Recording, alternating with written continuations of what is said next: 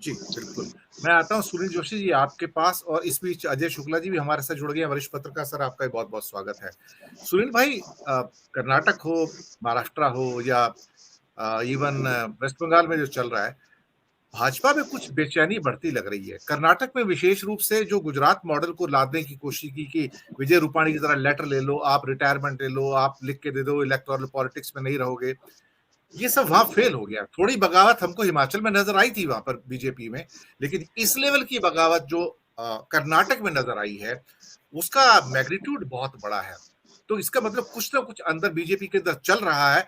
शायद वो कर्नाटक को अमित शाह और मोदी जी गुजरात समझ बैठे, और जिस ढंग से नंदनी के ऊपर भी अमूल का हमला होता है, वो भी लोगों को बर्दाश्त नहीं होता, तो बड़ा इश्यू बन जाता है। आप पूरे परिप्रेक्ष्य में कि भाजपा की हर कदम में बेचैनी और हड़बड़ाहट है, इसको किस रूप में देखते हैं?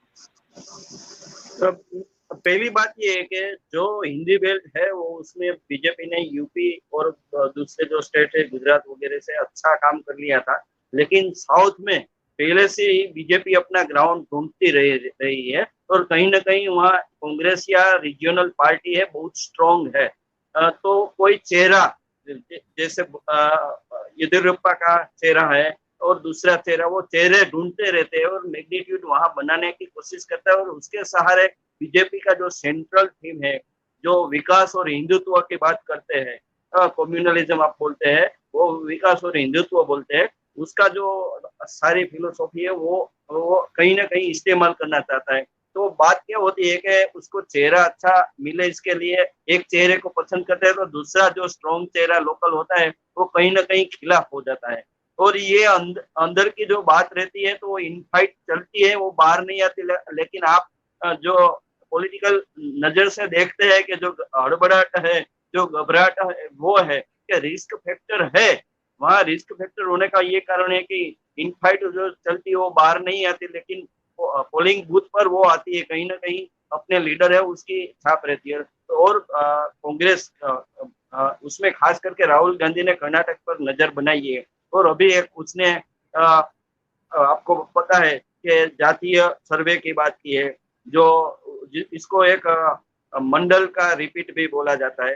तो वो भी बात है कि वो कैसे वर्कआउट करेगी और उसका रिएक्शन का क्या आएगा। तो कुल मिला के वहाँ रीजनल पार्टी कांग्रेस और बाकी इन फाइटिंग जो चल रही है डिसिडेंट लोग हैं, वो बीजेपी के लिए चैलेंज तो बने हैं। और जैसे यूपी है कि गुजरात है, ऐसे कर्नाटक साउथ का जो स्टेट है कभी भी बीजेपी के लिए कैट वॉक नहीं रहा। तो मेरे ख्याल से बीजेपी को अंदर से इतना कॉन्फिडेंस नहीं रहता जितना गुजरात में रहता है या यूपी में रहता है। तो ये तो इलेक्शन तक यही रहेगा, और कौन अपने बीजेपी के साथ रहेगा और कौन नहीं रहेगा उस पर आखिरी अंजाम आने वाला है, मुझे ऐसा लगता है। अब मैं महाराष्ट्र की बात आपने पूछी थी, जो आप महाराष्ट्र की बेंच से जो बात कर रहे थे, मैं उसमें कहना चाहता हूँ कि ये उसका इतिहास है।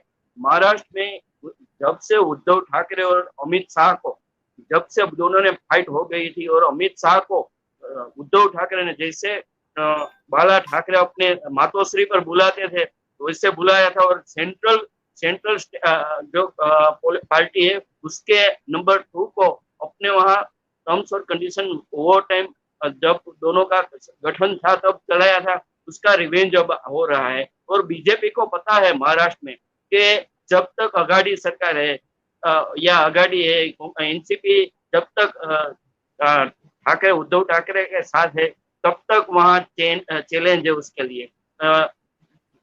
पोलिंग के वक्त कुछ भी हो सकता है, लेकिन बिहाइंड द कर्टेन जो चलता है उसमें उसने गवर्नमेंट बना ली, शिंदे को बना लिया, लेकिन वो इलेक्शन ग्राउंड पर ये नहीं चलेगा। इलेक्शन ग्राउंड पर जो उद्धव ठाकरे और शरद पवार दोनों एक हो जाएंगे तो कहीं ना कहीं बीजेपी के लिए चैलेंज है। जैसे बिहार में है नीतीश और आरजेडी दोनों एक हो जाएंगे तो बीजेपी को बिहार में जैसे चैलेंज है यहाँ महाराष्ट्र में वही चैलेंज है। तो वो चाहते हैं पैसे साम दाम दंड जो बोलते हैं ईडी वगैरह बहन जी ने जो किया कुछ भी करके वो और ये भी शरद पवार भी सत्ता के तो बहुत करीब रहने वाले हैं। तो जो आपने इंडिकेशन दिया कि अजित पवार और शरद पवार पीछे से एक हो और वो अब बीजेपी के साथ कहीं ना कहीं कुछ ना कुछ हो रहा है, क्या हो रहा है वो नहीं पता, लेकिन अजित पवार की जो प्रेस कॉन्फ्रेंस में भी जो बात की वो मानी नहीं जाए। उसने आज ये बोला है, कल कुछ दूसरी बात आ सकती हो, और सत्ता के लिए जो वो मुख्यमंत्री बन जाए तो उसको, बीजेपी को उसको मुख्यमंत्री बनाने में रस नहीं है, उसको उद्धव ठाकरे से अलग करने में रस है। तो एक बार मुख्यमंत्री बन जाए तो भले बन जाए, लेकिन ये समीकरण हुआ है दोनों का, ये टूटना चाहिए ऐसा मुझे लगता है। उसके लिए बीजेपी वहां कुछ भी करेगी, जो भी करना पड़े, दूसरे स्टेट में जो करता है वो करना पड़ेगा। चाहे अजित पवार को सत्ता देनी पड़े, सीएम बनाना पड़े, फिर आकर रबर स्टैम्प सीएम हो जाए तो कोई बात नहीं, लेकिन एक बार ये समीकरण तोड़ना है। ये शरद पवार और जब तक उद्धव ठाकरे साथ है तब तक बीजेपी के लिए महाराष्ट्र में भी चैलेंज है। बिल्कुल आपने सही कहा और मैं अजय शुक्ला जी आपके पास आऊंगा। भारतीय